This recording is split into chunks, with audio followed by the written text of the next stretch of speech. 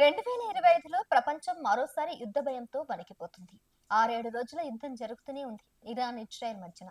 Israel దాడులు ప్రధానంగా ఇరాన్లోని పారిమిత సంరక్షణ కేంద్రాలు, అణు రక్షణ స్థావరాలు, అరాక్, నతాంజ్, ఇస్ఫహాన్, పాష్రెన్ ముఖ్య సందర్భ కమాండర్లను లక్ష్యంగా చేసుకుని ఈ కారణంగా ఇరాన్లో కనీసం 600 నుంచి 639 మంది చనిపోయినట్లు కూడా తెలుస్తుంది. దీని కారణాలు ఈ యుద్ధం ఒకటే కాదు, ఇంకా చాలా కారణాలే ఉన్నాయి.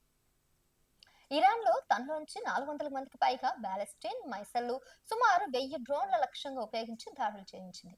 అయితే చాలా మందిని ఇజ్రాయెల్ ఐరన్ డ్రోమ్ వంటి బాక్బర్ వాష్ ద్వారా ఫైర్ చేశాయి. ఇజ్రాయెల్లో ఇప్పటి వరకు 24 మంది మరణించారు, 500 నుంచి 800 మందికి పైగా గాయపడ్డారని, అలాగే భారత్ లోని రుచస్తో సాకెట్ అయినట్టు కూడా పేర్కొన్నారు. ఇరాన్ సుప్రీం లీడర్ ఖమేనీని యూరోపియన్ ప్లస్ చర్యల్లో పాల్గొనాలన్న అమెరికా అధ్యక్ష అడుగుల్ని కూడా అమాన్య తిలకరించారు. అంతేకాకుండా అమెరికా ప్రత్యక్షంగా ఉద్యమం రిపీట్ అంతేకాకుండా అమెరికా ప్రత్యక్షంగా ఉద్యమంలో పాల్గొనలేదు, కానీ వెనుకొంచి నడిపిస్తుందని అంటున్నారు. కానీ యుఎస్ఎస్ స్పాడ్ మరియు నిమిత్స్ వలె విమానదాళ నౌకలను సమీపంలో వాళ్ళు ఏర్పాటు చేస్తున్నట్లు కూడా చెప్తున్నారు. ఇప్పటి వరకు ప్రత్యక్షంగా ముట్టుకోలేదు అమెరికా, కానీ వెనకంతా రెచ్చగొట్టి చేసే పనులైతే అమెరికా చేస్తుంది. దానికోసం అప్రమత్తంగా ఉండాలని మిగతా దేశ వ్యాప్తంగా కానీ లేదంటే ప్రపంచ వ్యాప్తంగా కానీ హెచ్చరిస్తున్నారు. హెజ్బోలా సహాయ సంయుక్త భయంతో యుద్ధంలో చురుకైన పాత్రల్లో కనిపించబోతుందని కూడా చెప్తున్నారు. ఇరాన్ లోని ఇంటర్నెట్ నలుగురం కాలుష్యాలు కనిపించాయి, అలాగే కొన్ని ప్రాంతాల నుంచి ప్రజా వలస మొదలైందంటూ కూడా తెలుస్తుంది. దీని వలన ఆపరేషన్ సింధు ద్వారా భారతీయులే భారత్కు వలస ప్రయాణం ప్రారంభమైనట్లు కూడా తెలుస్తుంది. ఇక యుద్ధ స్థాయి ఎలా ఉందంటే 6-7 రోజుల నుంచి కంటిన్యూస్ గా జరుగుతూనే ఉంది. మిశ్రమ వాయు మిసైల్ దాడులు కూడా కొనసాగుతూనే ఉన్నాయి. మరణాలు గాయాలు ఇప్పటి వరకైతే దాదాపుగా ఎక్కువగానే అయ్యాయి. 650కి పైగా మరణాలు అయ్యాయి. ఇజ్రాయెల్లో అయితే ఇప్పటి వరకు 24 మంది అధికారికంగా మరణించినట్లు ప్రకటించారు. ఇంకా ఎంతమంది చనిపోయారో అధికారికంగా వెల్లడించలేదు.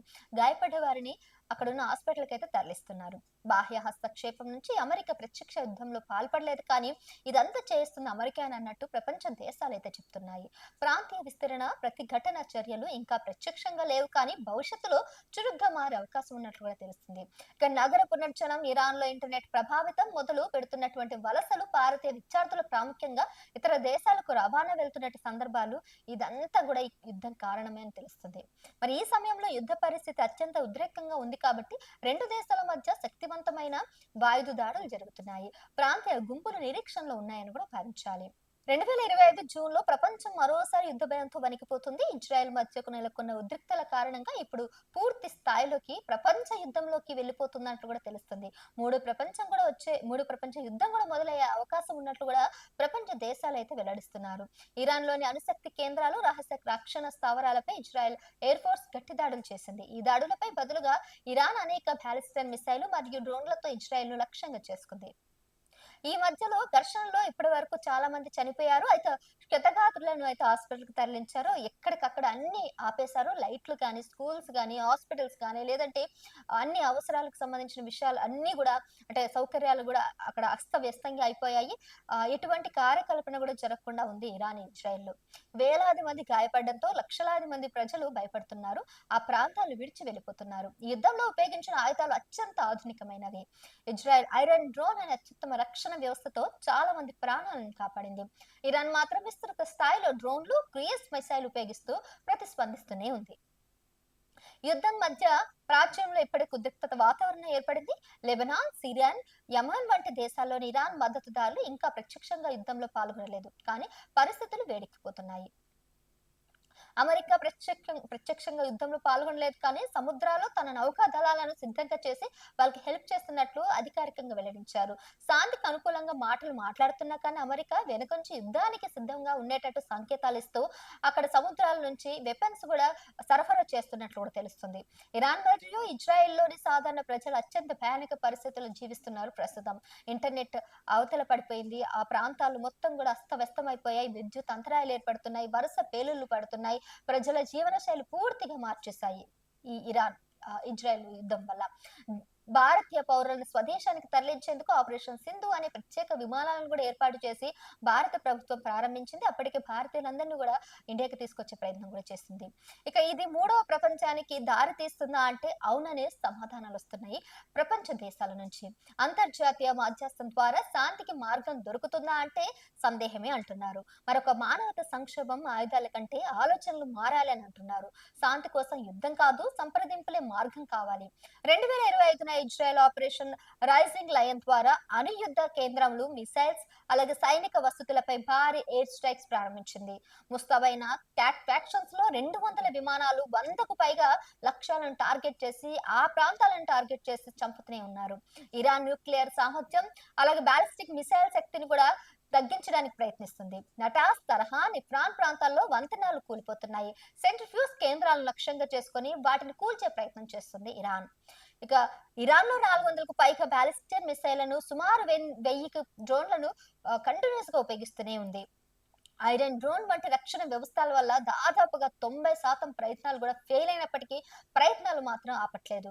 ఇక ఇజ్రాయెల్ ప్రస్తుత పరిస్థితి ఎలా ఉందంటే ఇప్పటి వరకైతే 224 నుంచి 240 మంది చనిపోయినట్లు తెలుస్తుంది. గాయపడిన వాళ్ళు దాదాపుగా వేల సంఖ్యలో ఉన్నట్లు తెలుస్తుంది. వాళ్ళందరికీ కూడా హాస్పిటల్ ట్రీట్మెంట్ అయితే ఇస్తూనే ఉన్నారు. సుంకు బహుళ దేశాల వినియోగదారంతో పాటుగా యుఎన్ పరామర్శకులు శాంతిరహిత విస్తరణను హెచ్చరించారు. బెదిరింపు వ్యూహాలు యుఎస్ఏ, యూకే సహా గల్ఫ్ దేశాలు, ముంబై మార్కెట్లు మాత్రం ఇండియా వేసే ఎత్తులు దాని పై ఎత్తులకి మాత్రం తోడ్పడుతున్నాయని కూడా చెప్తున్నారు. ఇరాన్ లో టెలికాం, ఇంటర్నెట్ సేవలు రద్దయ్యాయి. విద్యుత్ కూడా ఎక్కడికక్కడ ఆగిపోయాయి. ఎక్కడ కూడా కరెంట్, ఎలక్ట్రిసిటీ ఫెసిలిటీ అయితే లేదు. టెహ్రాన్ నుంచి దాదాపు 1,00,000 మందికి నివాసులు అక్కడ ప్రాంతాల నుంచి తరలి వేరే ప్రాంతాలకు అయితే వెళ్ళిపోతున్నారు. అక్కడ కూడా వాళ్ళు వెళ్లే ప్లేసెస్ లో కూడా ఇదే ప్రాబ్లం ఉండడం వల్ల వాళ్ళ దిక్కు తోచని పరిస్థితిలో ఉన్నారు. అక్కడ తిండికి, గుడ్డకి, ప్రతి దానికి ఎంత ఇబ్బంది పడుతున్నారంటే అసలు వేరే దేశాలు వచ్చి హెల్ప్ చేస్తారా అన్నట్టు కూడా అక్కడ పరిస్థితి అయితే కనిపించట్లేదు. అయుతల్లా ఖామేనీ దేశాన్ని నిరాకరిస్తూ పంపిణీ చేసినటువంటి కొన్ని విషయాలను అక్కడ నిలిపివేశారు. ప్రజాస్వామ్య వాతావరణంకి పూర్తిగా నష్టం కలిగిందని చెప్పొచ్చు. ఇక విపరీత పరిణామాల వల్ల అక్కడ యుద్ధ వాతావరణం చాలా మారిపోయింది. యుద్ధంని అడ్డుకొనడానికి మిగిలిన దేశాలు కూడా ఎవరు కూడా ముందుకు రావట్లేదు. పరిణామాలు అయితే చేదాటిపోయే విధంగా ఉన్నాయని కూడా చెప్తున్నారు. ఇరాన్ పరిపాలన అడ్డుకోవడానికి అక్కడ స్థాయి యుద్ధ వాతావరణాన్ని ఆపడానికి ఈవెన్ ఐక్యరాజ్య సమితి కూడా రకరకాల ప్రయత్నాలు చేస్తుంది. అమెరికా ముందు సహాయం చేస్తున్నట్టు చేస్తుంది కానీ వెనకుండి రెచ్చగొడుతున్నట్టు ప్రయత్నాలు చేస్తున్నట్టు చైనా మాత్రం చెప్తుంది. మరో దేశం ఏంటంటే యుద్ధంలో దిగవద్దు, గ్లోబల్ బాధ్యతశీలంగా శాంతియుతంగా ఉండాలని కూడా హెచ్చరిస్తున్నారు. కానీ ఇక్కడ ఆ పరిస్థితులు అయితే ఏవి కనిపించట్లేదు. ఘర్షణ మొత్తం కూడా అంతర్జాతీయ భద్రత, ప్రజాపరంగా అంతటా కూడా ప్రభావాలు చూపించే అవకాశం ఉందంటున్నారు. ఇరాన్ అలాగే ఇజ్రాయెల్ మధ్య యుద్ధ చర్యలు యథాతథంగా కొనసాగుతూనే ఉన్నాయి. దానికి తాలూకా మద్దతు దేశాలు కూడా వాళ్ళకి హెల్ప్ చేస్తూనే ఉన్నాయి. యుఎన్ G7 మీడియాకి సంబంధించిన కొంతమంది వీటిని ఎప్పటికప్పుడు అప్డేట్స్ ఇస్తూనే ఉన్నారు.